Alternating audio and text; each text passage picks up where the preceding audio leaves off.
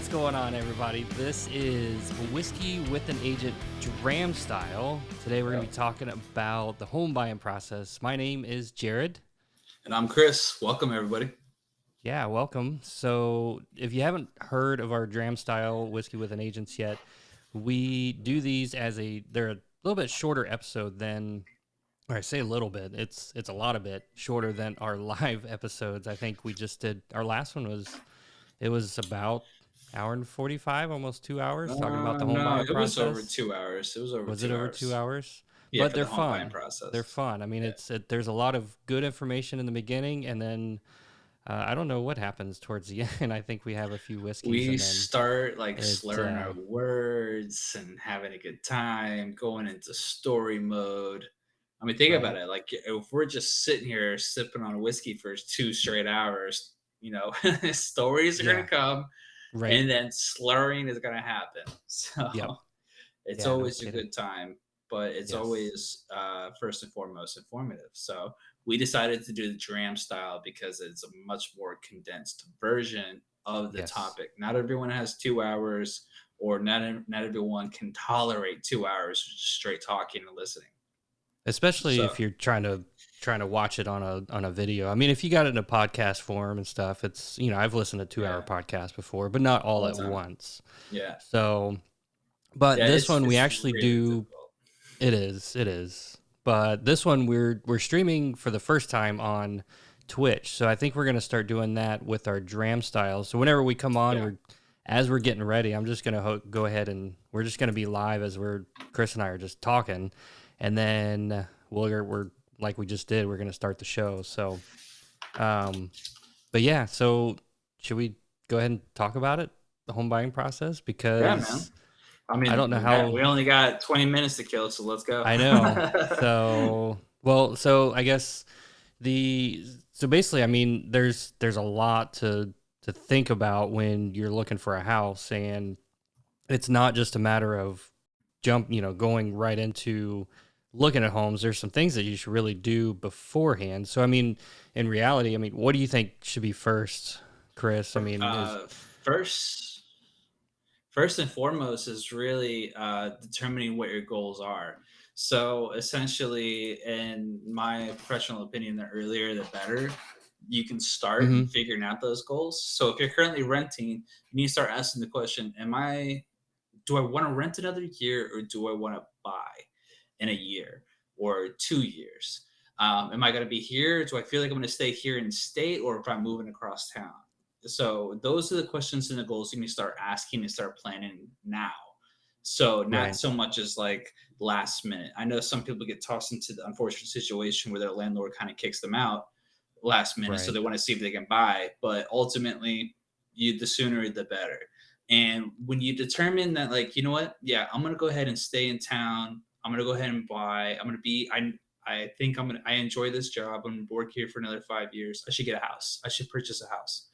right, That would be a good goal to at that point to start buying, to start the yep, process.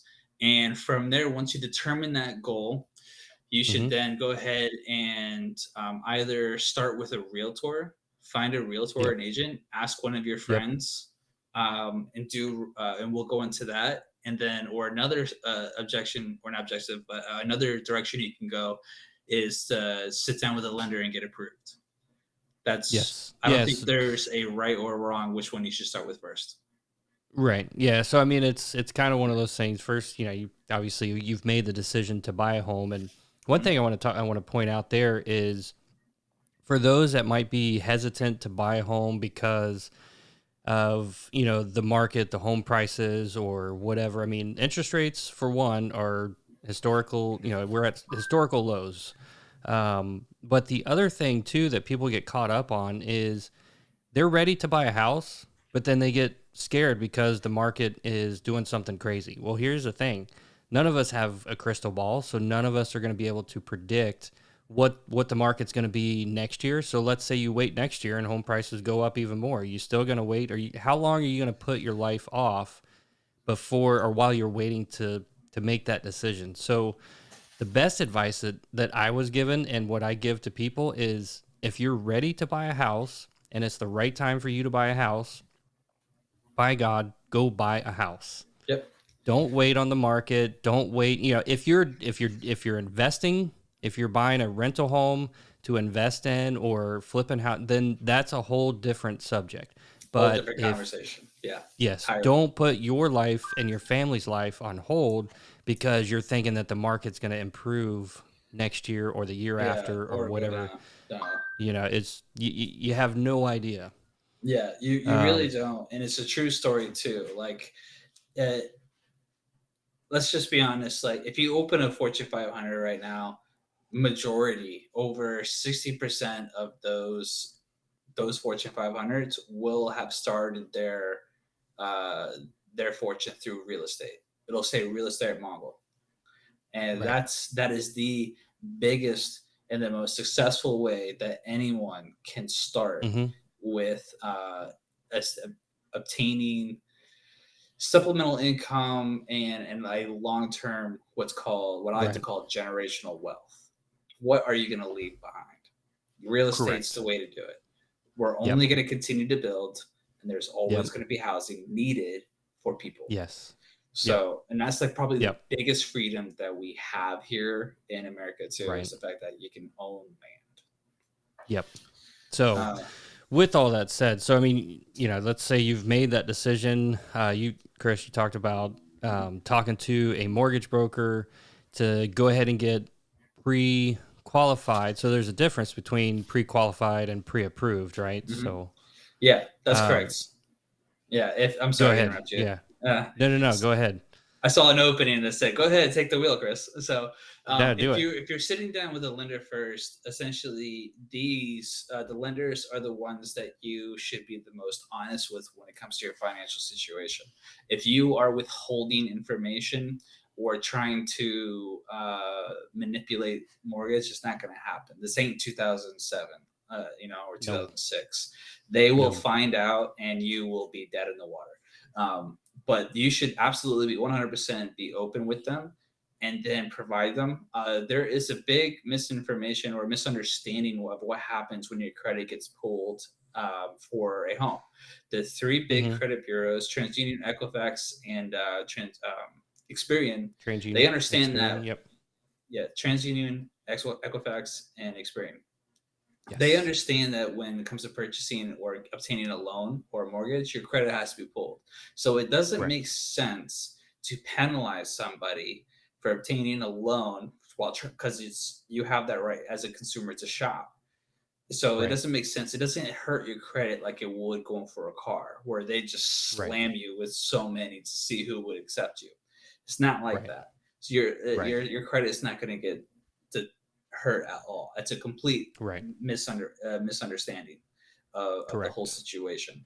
And the thing is, like, even if you're not ready 6 months from now, you should still go through Hmm. the process because it's going to provide you a guide map or a road map of Hmm. where you're going to go. Like, my goal is to get over here. Well, do you want to do that blindly, or do you want to know, like, hey, I actually have a collection, or what is this, what is this here on my credit report? So Right. they are going to help you and guide you in the right direction to make sure that, one, you have the funds capable, two, Right. you can build your credit further Yep. and Yep. make you strong as possible, that within that 6 months or a year you're going to Hmm. be good and solid at that time. Yep. And one thing to say about, when you're getting ready to buy a house, I mean, you're going to have to open up your financial situation when you're talking to a mortgage broker because Yeah, so they're going to look at everything. They're going to look at all your bank statements. They're going to look at what money you're spending, what money's coming in, what assets you have, liabilities, things like that. So don't shy away from that stuff. Don't be embarrassed if, you feel like, oh, I don't want somebody really digging into my financials. It has yeah. to happen. It's, that's the only way that they're going to approve you. The only way around that is just, you got to have cash and then you don't have to worry about all that. But, if you're like me, I had to get a loan. I have to show, what my income is. I have to show everything. Mhm. And if it doesn't make sense in my, bank account, I have to explain. I have to write a letter to explain to Yeah. the mortgage lender or the underwriters or whatever, Mhm. why this is in my bank account or what happened or whatever. So don't shy away from that. It's not that big of a deal. I mean, it's kind of like doctors. When you go in there, they've seen it all.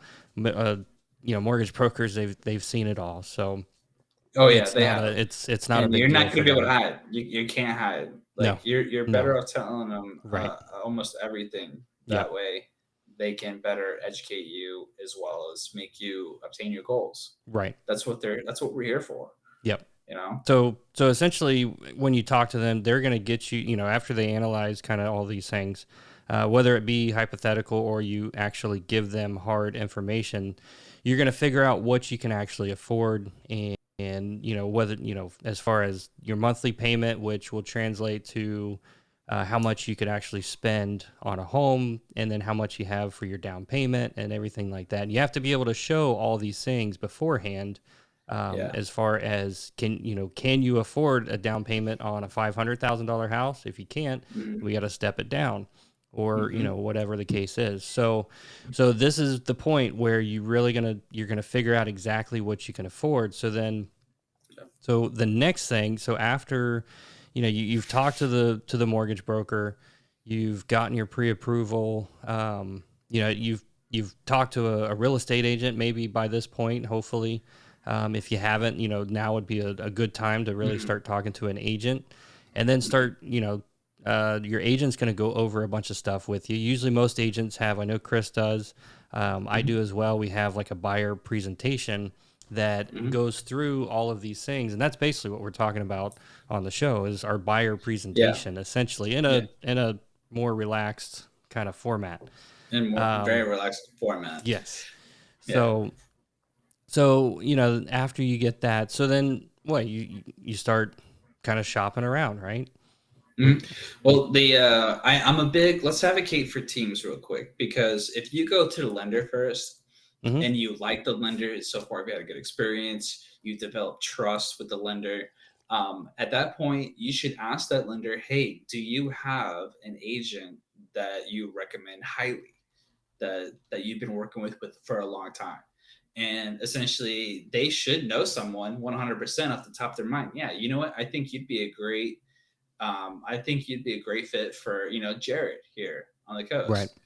Yep. And then at that point, they're going to introduce you, and then vice versa. If you meet with an agent first, hmm ask. It's just like once you develop that kind of trust after the home buying presentation, things like that, and she's like, "Hey, Chris, do you happen to know somebody that you can trust for a lender?" Actually, I do. I know someone right. right off the top of my head. Let me go ahead and introduce you.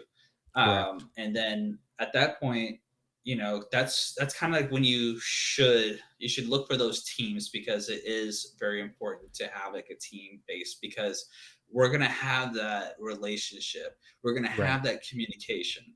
Strangers can end up. I've worked with complete strangers before as lenders, and I've had great experiences. And Yeah. I've worked with lenders where it just ended up being impossible because the Yep. communication was not there on the one Right. side or the other. Yeah. So I'm a big I advocate for teams, and yeah. that's something that I I recommend. I think about it kind of like a sports team. You look at a basketball team. I mean, all these players, they practice together, they work together. So when they're out on the court, and we're Chris and I are out helping you buy a house, we know kind of we've worked with this other person before, and we know kind of what their moves are. We know when they're going to contact us. We know how they're going to Mhm. contact us, and Yep. and we know that they might be silent, and that's okay because we're expecting that because we've worked with them before. So it's like I Yep. said, it's Yeah. kind of like a basketball team. You know where each Mhm. player, where your teammates are going to be at any given time on the court. We know Yep. It's called where we're going to chemistry. be in the process at any given time. So, Yep. but like you said, I mean, it is possible you could work with people you've never worked with before, and it just Hmm. works out. But Yep. sometimes when it doesn't work out, it makes it tough on everybody, not just Yeah. not just for your agent, but for you as a home buyer as well, because if that communication isn't open and flowing, Hmm. then man, Yeah. it starts making it tough. Yeah.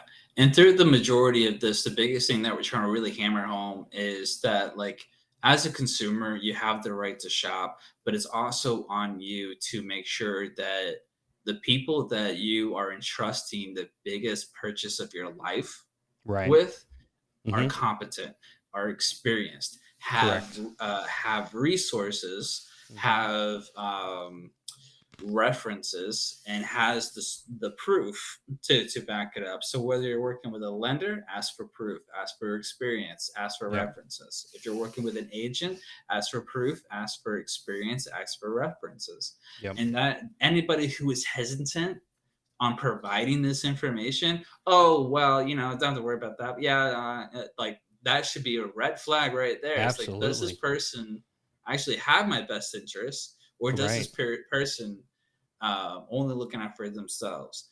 Right. And so those are things you have to, as a consumer and as a right, you should be doing. But the next Right. step, once you get approved, you have your team established, you have your agent established, you Hmm. need to go essentially begin that search process. As you're Yes. looking for a home, your agent should be able to tell you what the major systems are. Your major systems, your roof, your AC, your electrical, and your plumbing, because that's a huge benefit. While you essentially determine the layout, determine the neighborhood. Is this Right. something that I want to know? Right. Whereas the realtor should be providing you the technical Correct. details Right. of the property. It's like, hey, I know you like this house, but that roof is 20 years old. Insurance ain't Right. gonna like it. The electrical panel is a Fed panel. Insurance Yep. isn't gonna like that either, Right. and Yep. things of that nature. Yeah. But So, those are so, the details. so when you're looking at a house, I mean, if next time you go look at a house with your agent, watch what your agent is looking at. I mean, you guys, go and look around and, like Chris said, get a feel for the layout. Is it going to work for the family? Is it a split bedroom? The parents are on one side and the kids are on the other. But watch your Hmm. agent. Your agent's going to be walking through that house. They're going to be looking down at the baseboards. They're going to be looking up at the ceiling Ceiling, and everything, and then yeah, outside they're checking under the soffits. How are those soffits looking? Are they rotten? They're stepping back to get a perspective on the the roof, roof, yeah, to see what yeah, that's looking like. So I mean, watch your agent. 100%. They're looking under kitchen sinks to see what kind of piping, or at the water heater to see what kind of piping is in the house, to see if it's Hmm. if it's good Yeah, copper, or hmm, if it's old yeah. cast iron or something. So Yeah, so essentially, your realtor is your first line of defense. Anybody who says you don't need a realtor is full of shit, right. right? Yeah. So your realtor is your first line of defense, all right, Right. when going to any single home. Because if you are looking at the shiny object and the realtor is being like, "Yo, look at Yeah. this shit over here," Right. Yep. you're gonna be like, "Oh, thank God, I saw that. Yep. Thank Yeah, God you saw exactly. that." So Yeah. it's really important that you, again, when you're dealing with the team, you ask for that experience, you ask for that reference, and you ask for that proof. So, Yes. Yep. because your first line of defense is going to be that realtor. If you know, heed the warnings, and ultimately you have a great experiences, then it was all worth it. If you Yep. end up like not heeding their warnings, then that's kind of like audio, because caveat emptor, buyer beware.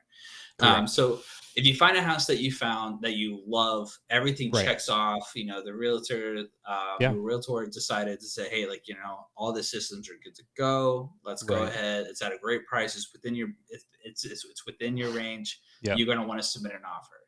Correct.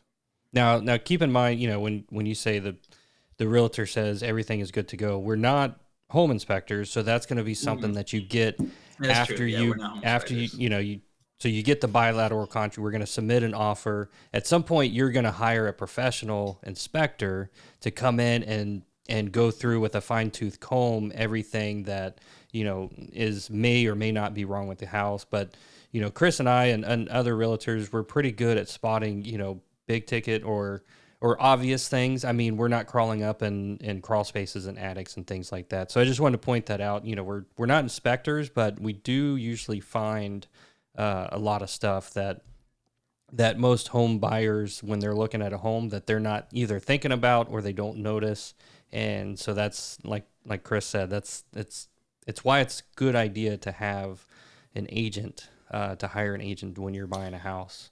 Oh yeah, you're Yep. gonna want it. I promise you, you're gonna want it. Yes. You're Yep. gonna regret it. Yep. Um, So even you for new found construction, even for new construction, I yes. promise you, even for new Yes. construction, I've called Yeah. out some issues before Just that because the it's new buyer construction does not does mean not. it is, it doesn't Yeah. mean anything. I mean, We yeah, should that's we should have our own little bit on new construction because oh I've my had some goodness. stories. I Yeah, have some stories. I bet. Okay, so you found a house, you're looking to place an offer. All right. Right. So your realtor should be able to educate you on the type of market that you're dealing with. And Right. you should already have a general sense of how wild the market is. Right. But also they're going to keep you within the confines of your capability as a purchaser. So Right. essentially, if you're only qualified for 150, don't think you can offer 160 Right. unless you have the cash. Unless Okay. you have it. Yep. Yeah. If you don't have the So, cash, then don't be unrealistic. You have to stay right. within the confines Don't of your overextend yourself, yeah, because because it ain't what's gonna going to work. You're not happen, gonna get approved. you're not going to get approved, or you're going to realize too late that you actually don't have enough money for the down payment because you budgeted for Yeah, 150 and now you're offering yeah. 160. Hmm. And so it's a good, when you're going through that process, your realtor's going to keep you on the straight and narrow.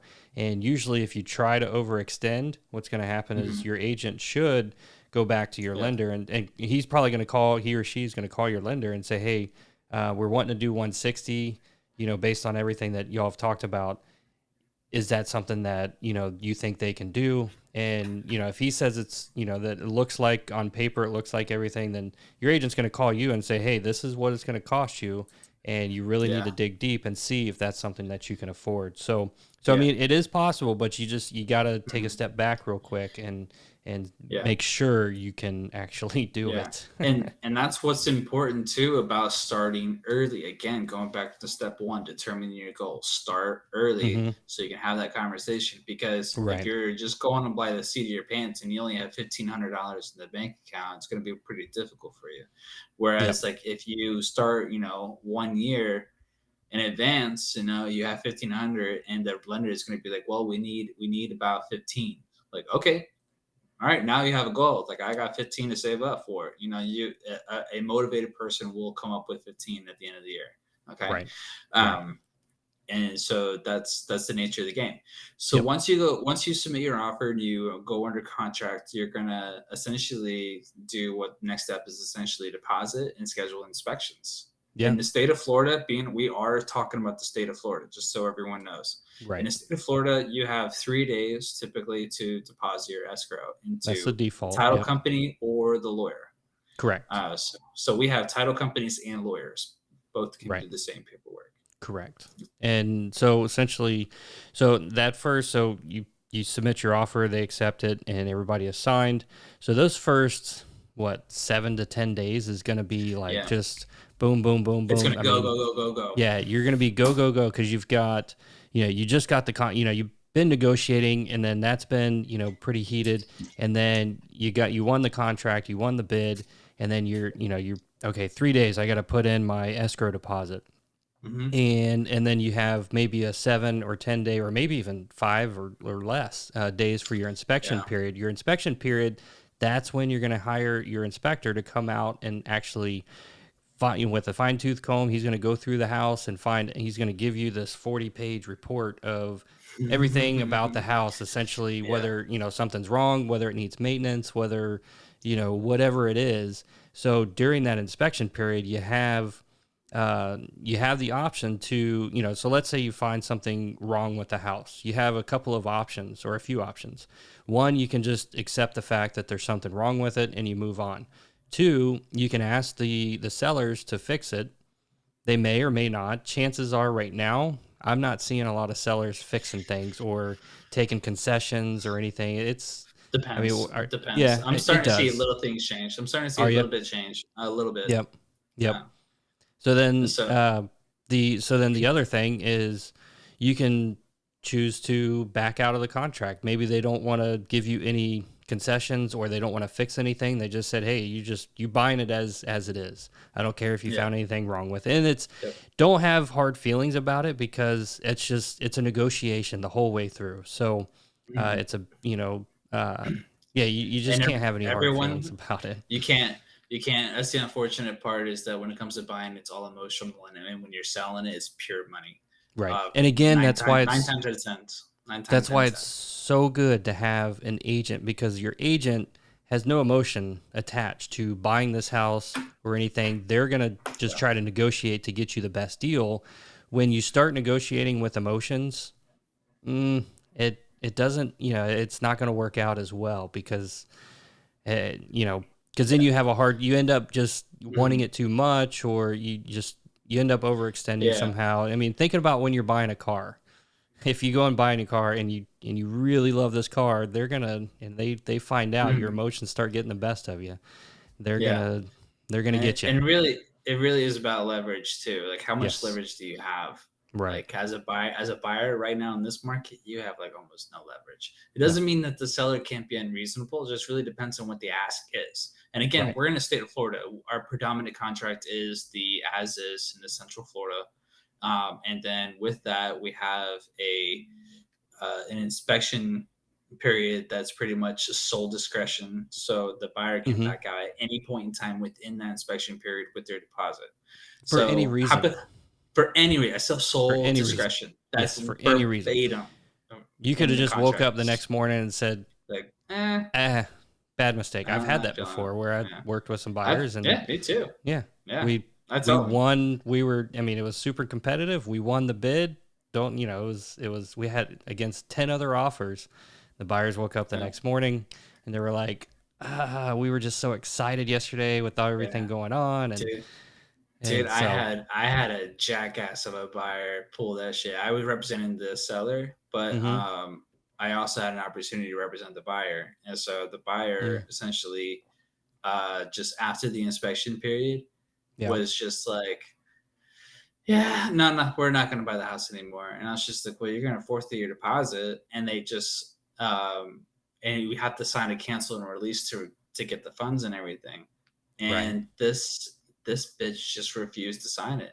She's like, I'm not signing anything. Like, I'm walking away. It's just like, you're not getting the money back. Like, you gotta right. really sign this document. And it Oh ended up man, becoming like a big fucking clusterfuck because she just refused it. And I would constantly just blow her up, just sign the fucking document. And she refused. And she was just like, you need to stop harassing me. And I was just sign the paper. oh my Just goodness, sign the simple paper releasing you from this contract and releasing the deposit so you can go oh away. my goodness, And eventually it was just like, Jesus Christ. And we got the lawyers involved, and eventually oh my she just goodness, like disappeared. oh Thank God. That was hell. Yeah. jeez. If you're Well, not going to be serious, like, just get through the process, you yeah. jackasses. So So if you, yeah, So continue, it's please. it's gonna be it's gonna be busy for that first, from the time you sign the 7 days, contract 10 until days. 7 or 10 days, until that inspection period is over. So then after that, and it goes pretty quiet. I mean, you're doing things on your end. Lull. You've already gotten your loan application started. You've started Mm, submitting stuff to your mortgage broker.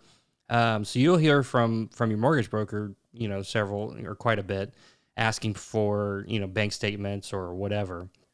But mhm. as far as your agent goes, I mean, there's not a whole lot that we do during this time as far as communication with you as a buyer. There's stuff that we're doing. We're tracking the timelines, making sure everything is on track to close and everything. But I mean, as always, I mean, if you have questions, never hesitate to reach out to your agent, because you may not know that there's just not a lot going on. So if you have a Yeah. question, reach out to them. But there's, as an agent, we don't want to call you every day and say, "Hey, you doing okay? Hey, you doing okay?"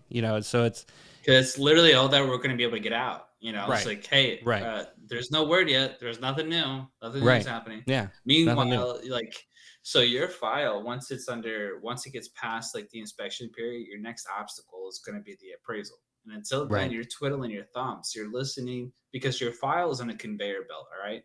It's going to the processor, and then it's gonna go to the underwriter. The underwriter is going to go through their files, and it's just going to be a stack of files. And they don't just go halfway in the middle to pull yours out to review it. No, they go one on top of the other.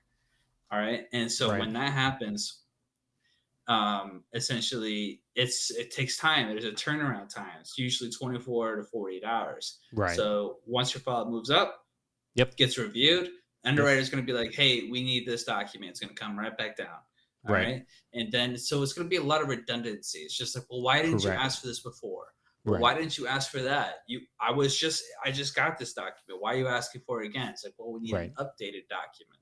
Yep. So it's extremely redundant. It can become extremely annoying, but that's just part of the process. Yes. Everything has to be explained. Everything has to follow a certain guideline based on your loan. Mm-hmm. And then if you don't comply, and if you start fighting it, or if Yeah. you start taking 3 or 4 days to respond for a simple bank statement, you are delaying your closing. Oh yeah. And the Yeah. only person you can yell at is Is yourself. You look right. in the mirror and just Yep. start yelling at yourself, because Yep. you can't yell at the realtor, you Yep. can't yell at the lender or the Nope. processor or the underwriter, because Right. you only have yourself to blame.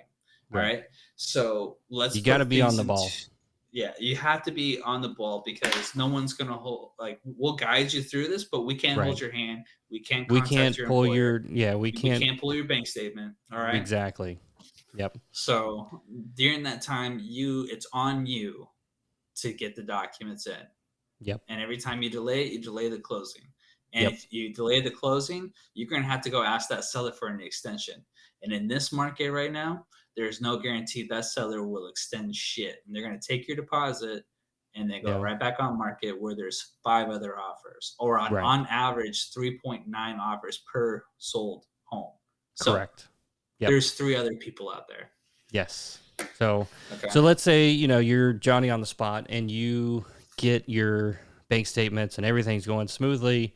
The underwriters are getting everything they need, and so what they're going to do is review all of this information, and then they're eventually going to give you a CTC, which is clear to close. Clear to Three close. magic words. Those are words that I love to hear, right, as early as possible before closing, but as soon as I get those, then that makes me a happy camper, because Yeah, that means that got that CTC yesterday. yes. Oh, did you? Nice. Yeah, So we're that closing means April 1st. April Fools. All Sorry. right. Yeah, April Fools. No, we Nice. actually are. That's actually a true statement. No, but on April Fools.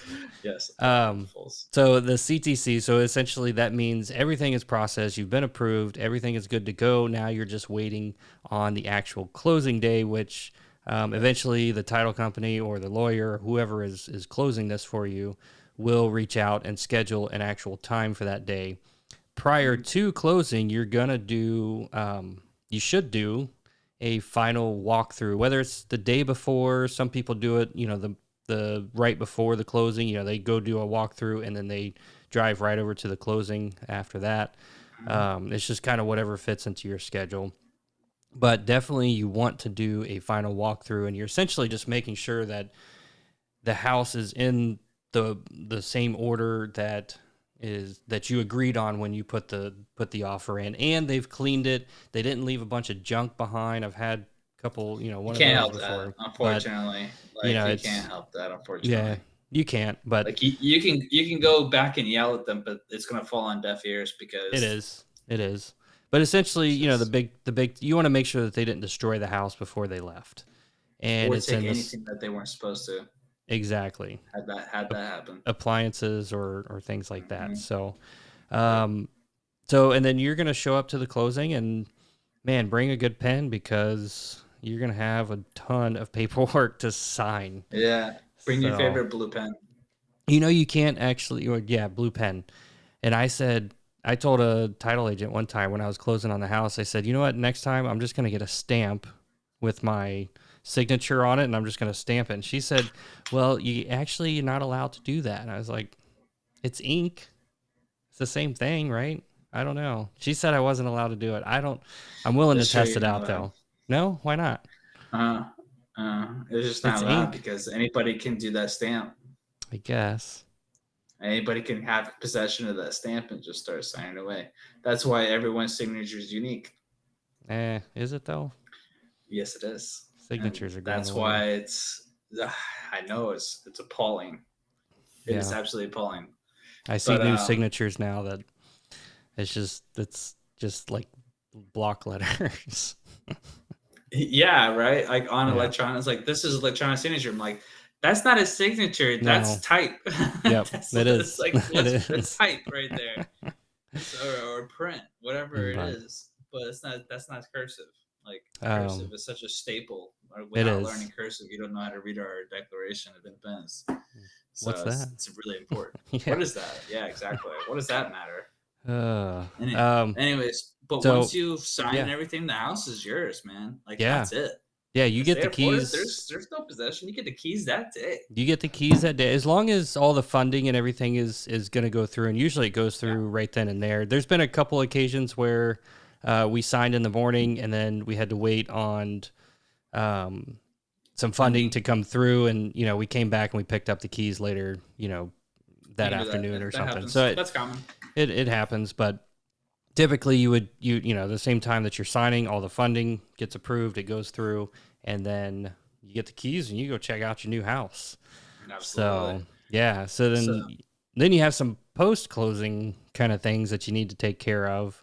It's not mhm, mandatory, but man, I highly recommend I all highly of recommend. these. The first thing I would probably do is change my locks, Hmm. because I mean, you've probably met the people that are selling you the house, and yeah, they're probably nice, Maybe. but who Who knows? How knows many people have that key? exactly how many friends did they give it to? How many neighbors did they give it to? You haven't met those Are neighbors there yet, any maybe. keys under a potted plant somewhere? Exactly. Like, so So you got to change those locks. I mean, yeah, just change go the straight to Home locks. Depot Yeah. and just get some dummy locks until you get a good one. Yep. If you want the touchpad, it was the Yep. first thing we did when we bought this house. I went Yeah. and we got new locks. I agree. Um, yeah. The next And thing you should definitely do is mark your calendar, or right away is file yep. for homestead. Florida is a Yes, homestead state. it It'll is. save you a lot of money. It'll If you save want to you a lot save of some money. money on your property tax, then go Hmm. get your homestead filed for. It's gonna save you. I mean, it's not like, you're not gonna save like 50%, but you're gonna save something Yep. depending on, It's a tax break on per $50,000. I mean, right. Yeah. per And fifty then thousand there's dollars, there's a break. right. And then there's some other things in there. If you're a senior citizen and things like that, you get a little bit more of a tax Veteran. break, and veteran, and There's so many. So just yeah. the best way to do Yeah. that is within the county that you reside in, that Yep. you live in. You Yep. could type in Google that county, And the homestead. state, and Yeah. then homestead, and it'll Yeah. pull up the list. It'll tell you exactly how to do it. Yep. More often than not, you can file right online. You never have Yep. to leave the confines of your own home. One of the things Yes. you will need is a quick claim deed. Not quick claim deed. Excuse me. Just delete that from your ears. You'll need your We'll deed. cut that out. You'll need your deed that is recorded. Right. Okay. Yep. So that will come into the mail from the title company. Okay. Because you actually get the original copy recorded deed in the mail Correct. from the title company. Okay. Sometimes they can do an electronic recordings depending on your county. Mm-hmm. But other than that, it'll take a couple weeks for that deed to come back from recording. And Yep. once that's done, then you can use that. You will get, and this leads into the next thing. The final thing Yeah. is fraud mail. Mm-hmm. There will be tons and tons and tons and tons and tons of mail that Yes. comes to you Yep. because you're now homeowner. It's public record that you're a new Emails homeowner. too. Emails and phone calls. Uh, I mean, that's I true. yeah, because I didn't get phone calls. no, well, I mean, because once your information is out there, they know you have a home. If they're gonna find whatever information they can to try to get a hold of you. So first thing is gonna be the mailers. You're gonna start seeing, hey, refinance with us, or all Hmm. these different things, and just beware of that stuff. I mean, if it's not familiar, it doesn't look right, if it sounds too good to be true, kind of thing, don't mess with it. Just tear it up, No. throw it away. You don't have to report it to the Yeah. police or anything. They're, it's No, it's just just there's nothing they can do. yeah, There's really right, nothing that they're gonna do. right. So there will be a lot of like authentic looking There will be. um I mean, I still documents. get stuff. Yeah, I still Oh get yeah, I stuff still get right stuff. now. Yeah. This is you can buy your deed here, pay $10. And it's Right. just like, no, don't pay No. shit. Your deed is coming to you for free. Right. Okay. Yes. Yep. You will get information. People will say, like, hey, we bought your mortgage. Go ahead and pay us at this PO box. And then Right. next thing you know, you're paying someone. Literally, you're paying Right. someone your mortgage. Now that's Um, something that actually happens on a normal basis, though, where it does, your unfortunately. mortgage, well, where your mortgage will get sold to another company. Oh, So yes, that that's common. that's a legitimate thing. Now there are scams where yes, they will send you something saying, "Hey, your mortgage has changed. Please send your payment to whatever." But if you do get something like that, call up your current mortgage company and ask them, hey, did you guys sell my mortgage to somebody? Can you give me Yeah. that you should get an official letter from them. But, Mhm. if you haven't and you receive this, what looks to be a little fishy, just call them up. Call your lender, not what the number is on that letter that you Yeah, got. never call No, the never call number on that the number. letter. No. Call Call your your loan yes. servicer, yeah, And and they'll be tell like, you if it's been, sold or not, or, whatever. So, and if it "Yep, has, like I said, they'll give you that information and then contact them, the new servicer, and set up a payment plan through them. Never respond to, even if it looks 100% legit, I still never call, email, anything. When I get a flyer in the mail, I always go nope." directly to the website. I pull a phone number Mhm. directly from, my lender's website. That way I know it's exactly I know exactly who I'm talking to. Yep. So, I couldn't agree more. That's yep. exactly how you do it. Yep. So, I think that's it, brother. That is And the then, home buying well, process. Oh, there's wait, still, there's one no, more. there's still one more thing. The last thing is you got to go have a nice little whiskey in your new Gotta house, toast. whether it's out on the porch, sitting at your computer, watching TV, whatever it is, you got to do a toast. I did that when I bought my Yep. house right now. We got a bottle of champagne and Yes, we did. We popped the did the same top. thing. Yep. Pop the top in that bottle of champagne. But make sure So, if you had a good experience, make yes, sure you give credit to your agents and your lenders. It means a lot yeah, to us because it we does. are It a does. referral based business for the Yeah. most part. Hmm. And reviews means a lot. Word of mouth means a lot to us. So Yeah. if you had a good experience, that's the only thing we really ask for is Yep. that you just tell your friends. Yep. So Yeah. It helps. anyways, Georgie, any final words before we cheers to the crowd? No. Other than, did you want to tell them where else they can find us in our live shows, or you want me to tell them, or you want to tell them? It's I not a can tell secret. us. Go for it, It's man. not a secret. It's not a So secret. you can find us on Facebook. Our name is quite simple. It's Whiskey with an Agent. Yes. Find us on Facebook, Instagram, Spotify, which is my favorite. And Yep. then you got anchor.fm. And I believe we're Correct. also on Google Podcasts. Google Podcasts, Apple Yep. Podcasts, Apple and Podcasts and iHeartRadio. yes, we are on iHeartRadio, and then Yep. we do stream to Twitch as well. So if you're a fan of Twitch, Mm-hmm. you can go on there, and we're gonna be doing a little bit kind of behind the scenes, a little bit more when we do our Dram Style shows. We'll just be doing that on Twitch, just for something a little bit And different. yeah, typically we're not this long on our drams, but No, we got a little carried away. we did. Drams are typically about 20 minutes, so we gotta do better about that. We should do this about two-parter. We should do We it two could. parts, like Could. cut it in half and then release it next week, release it again. That's a good idea. I like how you think. Mm-hmm. Cool. Well, Try to. thanks everybody for listening. Everyone. We'll see Cheers, you. y'all. See you in the next one. Bye.